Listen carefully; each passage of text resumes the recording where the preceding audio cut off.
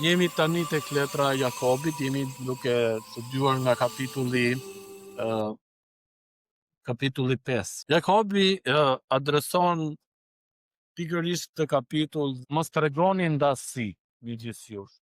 Kur vjen një i varfër aty midis jush dhe ju thoni uluni tek këmbët e mia, dhe kur vjen një i pasur, të zakonisht kur vjen një i varfër, jo vetëm që mund të jetë i varfër, por mund të jetë nga ata njerëz që do nuk kujdesin për vetëm. Tregoj për të gjithë njerëzit. Nuk bëri dallim as për të pasur, as për të varfërin, as për hajdutin, as për gënjeshtarin, as për mashtruesin, as për përfituesin, as për egoistin, por gjithë për të gjithë. Dhe dhe na tregon ne, dhe na tregon ne dhe na rrethëmban tonë që ne duhet të kemi mundësi të vim tek Perëndia. Po të shikoni, ju kujtohet historia me Jozefin, e zana tjetër. Çfarë vendonës që ka ajo histori në vetë?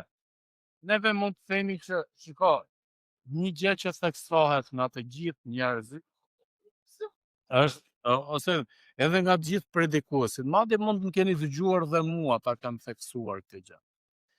Jozefi u shpëtua nga Perëndia, sepse Perëndia e dinte që do të kishte edhe një uri, zi urie, nëse mbani mend, për 7 vjet. Dhe për 7 vjet kishte një uri buke, një zi buke që njerëzit nuk kishin çfarë të hanë. Madje ishin gati që të blinin, ishin rraf gjithçka, vetëm që të kishin ushqim. Edhe mund të thënë të Zoti përdori këta për të zbrojtur kombin e Izrael. Ajo çfarë është më interesante që vlen për të kujtuar dhe për të theksuar është që Zoti, ma merr mendje edhe këtë duhet ta keni dëgjuar në avën, sepse nëse se keni dëgjuar turp të kem unë që se kam thënë. Po Jozefi u shpëtua nga Perëndia për të ruajtur linjën e Jelit, që është e rëndësishme kjo pjesë.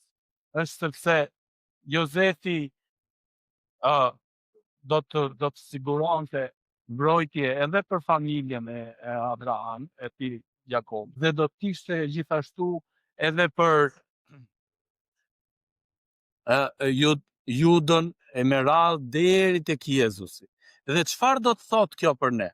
Do të thotë që Jezusi ishte rruga e shpëtimit për gjithë secilin prej nesh.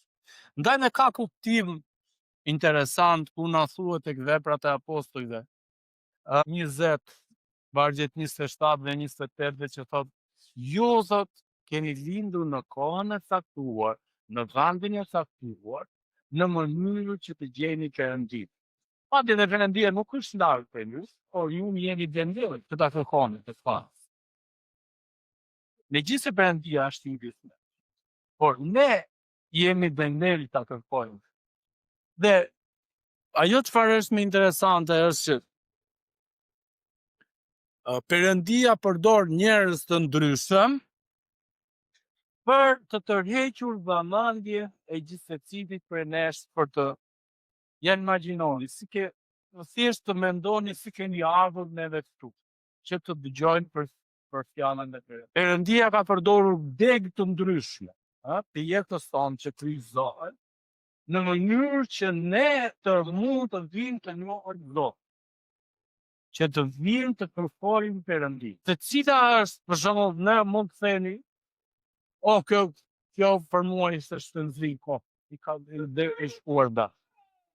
Por Perëndia e ka përdorur atë, nuk ketë momente në jetën tonë, në jetën e gjithë secilit prej nesh, që themi, kjo është shembull po. Dhe themi, nuk e vlej.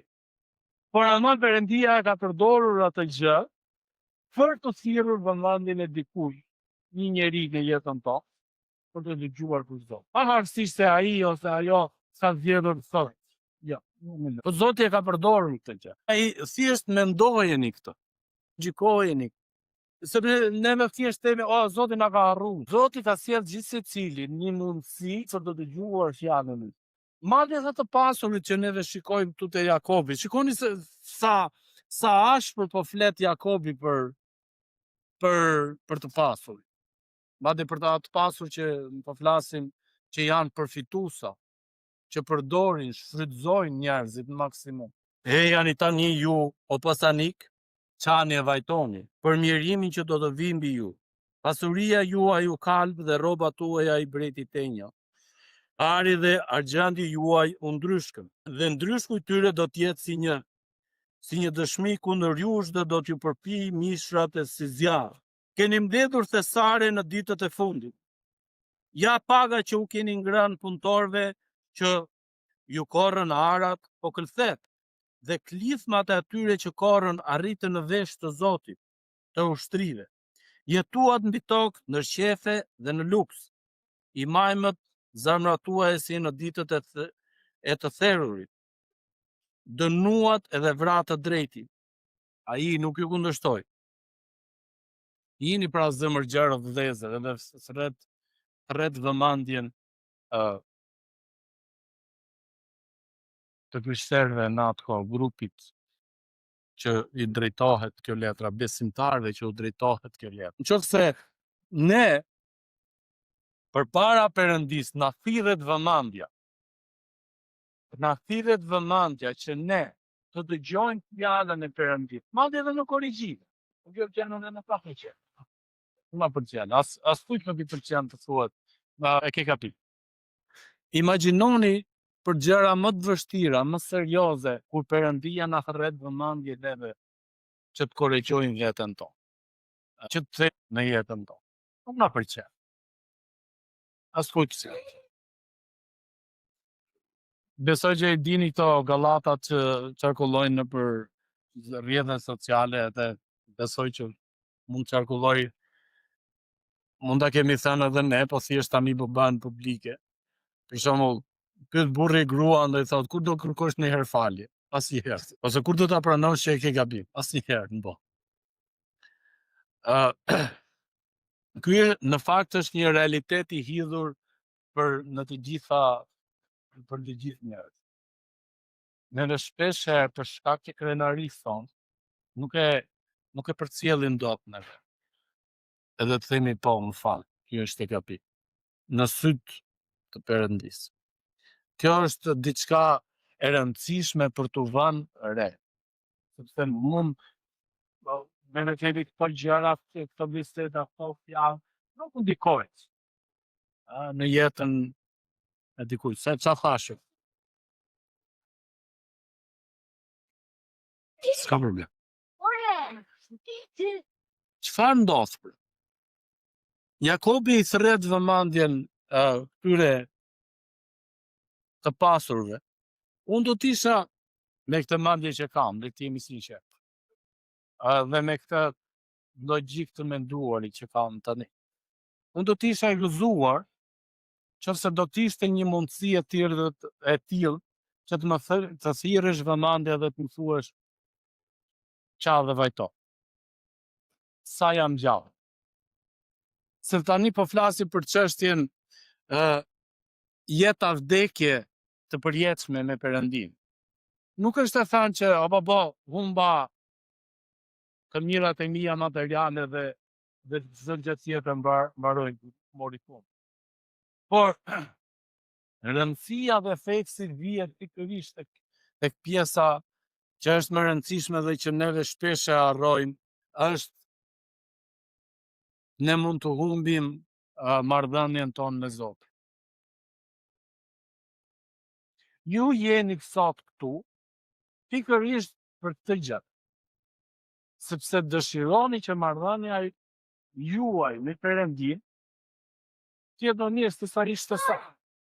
Të jetë më mirë se sa ishte dje. Nuk keni ardhur këtu që të shtilni kohë. Sepse do ishte mirë që tani që filloj dhe dilni, do të ishte mirë prishim atje në do ta një. Pastaj kur vjen vera do ishte mirë të ishim me vërtet. Kështu që e kemi të zgjidhur këtë problem. Por puna është neve dëshirojmë që të kemi një marrëdhënie me Zotin.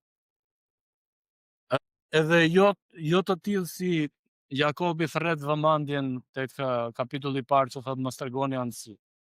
Që ta bëj ai Jakobi është shumë i kujdesshëm sepse thot kujdes thot me fjalët që unë vjedh, sepse me këtë gjuhë ju bekoni Perëndin, me këtë gjuhë ju më mallkon. Mund të jeni sot këtu në sot vale, do na dalin dhe një të fara të na ngrin nerva do me shryp e flak. Mund tjetë edhe me fëmijët ta. Unë desha që t'jem një marrëdhënie me Zotin, sepse nuk ka asnjë gjë në këtë botë që ka më shumë vlerë shpirtërore, nuk u themi monetare, vikime. Sepse ne shpesh na themi shkojmë në kish, e hem diçka të shporta që më hecin ba. Shumë e cerë, ne duam më shumë. Në kuptimin kur kemi duar në shumë duar në një marrëdhënie, një rëndësi që një gjerësim që është reciprok, që është i mirë dhe fort, e mos e realisht që nuk mund të shpjegohet në fjalë, nuk mund të shpjegosh me sasi, dashuri, ha? Bie hitë dhe dashurisë e divinis. Sot s'kam. Po dua akoma më shumë. Pra është diçka që është përtej masës fizike, që mund të matet, që mund të formulohet, që mund të përkufizohet. Ashtu siç mund të themi neve për fëmijët tanë, për familjarët tanë, po pse kujdeset? Perëndia na ka vënë këtë mundësi, këtë privilegj ka shumë të madh që të jemi me Zotin. Gjithsecili prej nesh pra e ka këtë lloj bekimi, po ndonjëherë edhe mund të harrojmë. Shpesh si thua ato pendesat tona, brengat tona janë ku neve për edhe me njerëz i fanë më të afër, që të kishe shpënduar që të më shumë. Sepse gjatë kohës që neve jemi në rregull, edhe i kemi midis nesh, themi sot kam punë, nuk mundet. Sot e lindoj. Nuk po me. Të përtoj. Nes. Po asnjëri prej nesh nuk e di të nesën. Po ne përsëri e themi këtë. Kjo mund të jetë për të afërmit tanë, për njerëzit tanë, kjo mund të jetë për ne.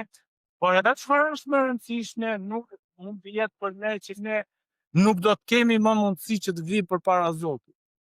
Që të kemi mundësi ku të na thrasë dikush. Kujdes.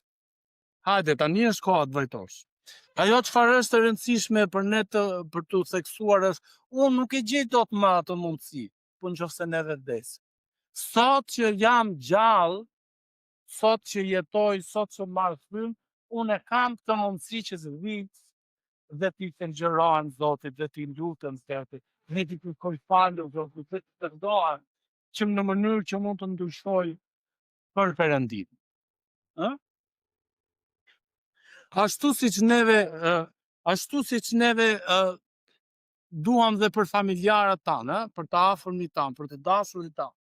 Duam që kur neve themi kur na bëjnë të pyetje të çuditshme në mendjen tonë ose në mendjen e atij që vuan duke vojë gjëre, ikën me idenë që sepse gjalla të premtimit dhe e di që është 100% gjineku.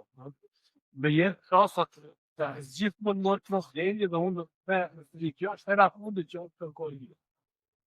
Edhe di që kjo është 100%, jo e vërtet. Po përsëri thot, hajde se po e ndihmoj edhe një herë në mënyrë që të kem mundësi të dëgjoj ose me idenë që do të ndryshoj. Në vargu 7. Jeni zemërgjer pra vëllezër deri në ardhin e Zotit. Ja, kujku po pret frytin e çmuar të tokës dhe pret atë me zemërgjerësi derisa ajo të marrë shiun e parë dhe të fundit. Jeni zemërgjer edhe ju. Forconi zemrat tuaja, sepse ardhja e Zotit u afrua. Mos pëshërëtini kundër njëri tjetrit, vëllezër, që të mos dënoheni. Ja, gjykatësi qëndron para derës. O vëllezër të mi, merrni si shembull vuajtje dhe durimi. Profetët që folën në emër të Zotit. Ja, ne shpallim të lumë ata që duruan. Ju keni dëgjuar për durimin e Jobit dhe ne keni parë ç'bëri në fund Zoti, sepse Zoti është plot për dëllim e dëmshurisë. Ajo çfarë neve nuk arrim dot ta kuptojmë është që ose kuptojmë apo edhe nuk duam ta pranojmë. Në këtë jetë asnjëri nuk është i përjashtuar nga vuajtja, nga dhimbje, nga problemet, nga shqetësimet, nga brengat, nga frikrat, të gjitha gjërat që ofron kjo botë. Nuk është i përjashtuar.